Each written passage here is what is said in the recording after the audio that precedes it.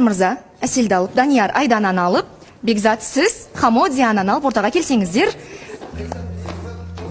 Ақырке сыртта екен ғой, иә. Айза Сұлтан келіңіздер. Сіздер де келіңіздер. Мәссаған, енді камера мына бос орындықтардың санын алса. Міне, бос орындықтардың саны егер жұптар болмаса, жарты студия бізде бос. Демек расымен де ой туындайды. Мүмкін біз шынымен де мұқтаж адамдардың орнын іштегі таныстықпен алып жатқан шығармыз.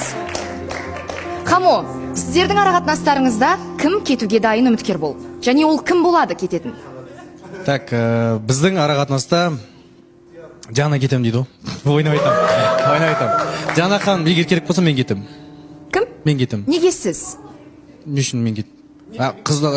Кім бағана Айза айтты ғой, еркектер кетсін деп. Жоқ, енді сіз Айзаның айтуымен өмір сүрмейсіз ғой.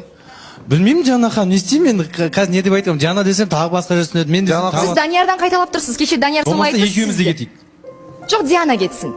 Диана ханым, кто раньше пришел, сол қалсын да? Тоқтаңыз, Диана ханым, біз и так іште де қызғаныш, сыртта да қызғаныш болып отыр. Басқаша болып кетпей ма? Сіз іште отырсаңыз қиын болып кетеді. Диана, онда сіздің ойыңызды сұрайық. Сіз кімнің кеткенін қалайсыз? Өзіңіз немесе Хамрақұл?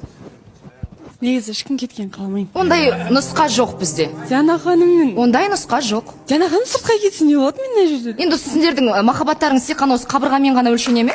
Жоқ, онда Диана ханым бірге шыққан дұрыс деп ойлаймын. Онда сіздер сенімсізсіздер және жобадан кетіп қалсаңыздар махаббаттарыңыз құрдымға ұшырайды деп қорқасыздар. Ізбасар мырза, Әселді алып, Данияр Айдананы алып,